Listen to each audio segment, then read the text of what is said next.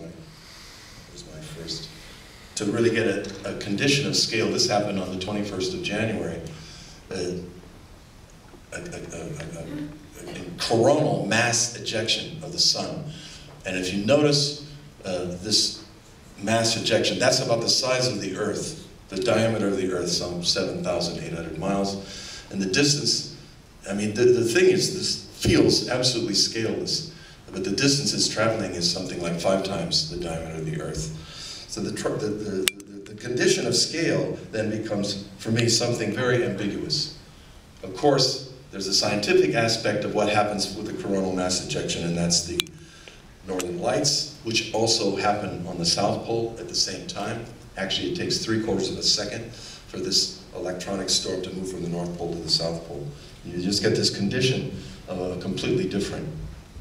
And I've spoken about this, my secret weapon, my 5x7 watercolor notebook, and this became this sort of, let's say, framework for giving a lecture with no plans or sections or theoretical arguments.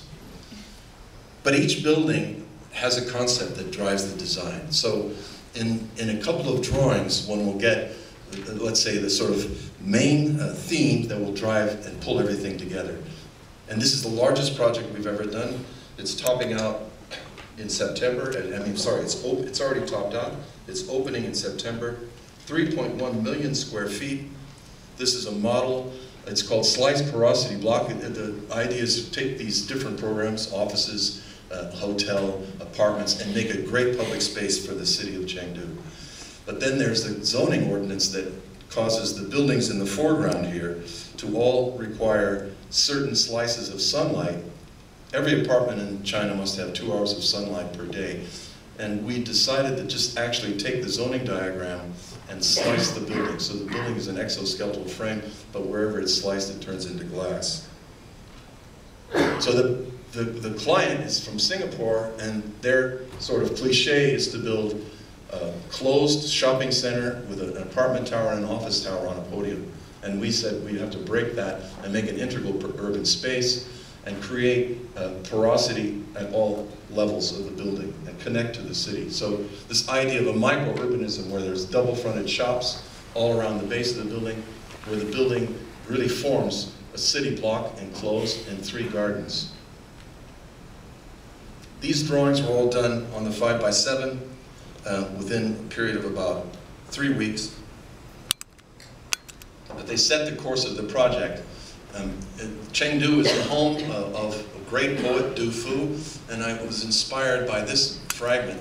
This fugitive between the earth and the sky, from the northeast storm-tossed to the southwest, time has left stranded in 3 valleys. And from that, we decided to make 3 valleys, 3 gardens, 3 levels of terraces, and you can see that this is the earliest sketch of the project, but that's how the project has been realized. And connecting back to Chinese poetry, I think, is really an important aspect, because I think if you want to understand a culture, to try to understand their poetry, it goes back thousands of years. I won't talk about this slide because I heard Scott is really against green architecture. You know, I know there's a big argument going on. But all of our buildings in China have set examples of Leeds platinum, I think. And this Matthias Schur is sitting in the front row, and he told me to say this, you know, so it's all geothermally heated and cooled. Matthias worked on this program too. I think what's really been wonderful about these giant projects that we've done in China, that each one of them have been breakthroughs in terms of all these measures that developers in America won't do. So we've been testing these, and they really work. Like the Link Tiger is 600 geothermal wells, 100 meters deep. It's been up and running for 7 years. It works perfectly. And this also is the home, the site of that micro-urbanism idea of a building within a building. Levius Wood's first project, he's 72 years old. He's a colleague of mine who I love very much. And this is a great moment for Lev, because this pavilion of light is being realized. It's quite a large construction. There's the steel coming into place. They'll put up the entire steel work. I was just there last week. You can see these large pieces that are going to take the polycarbonate and will really be an amazing space that you can occupy. I'm really excited that Mr. Wong Shi is here tonight. This was one of our most exciting projects. It was a competition. We call it Horizontal Skyscraper. It's riding 20 meters above the ground. That was the first sketch to inscribe a space that gives over the entire landscape to the public. And it's a wonderful hybrid building with many different functions, offices, two types of offices, hotel, condominiums, cafes, a 500-seat auditorium, and this idea of the landscape being given over to the public is something that is really wonderful. And also the speed.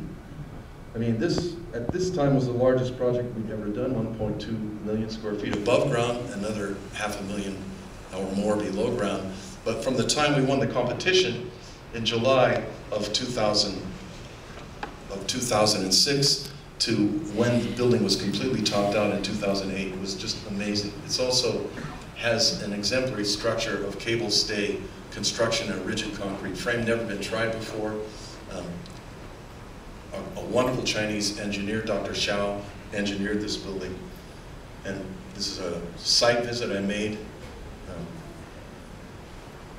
And the project was realized, meticulously detailed, a kind of, let's say, argument against all the people that have been having trouble getting good details in their architecture in China. If you go and visit this, it's amazingly constructed with all the details that we invented, such as a kind of louver screen that takes its inspiration from a palm frond in reverse, that forms the kind of sunscreens that are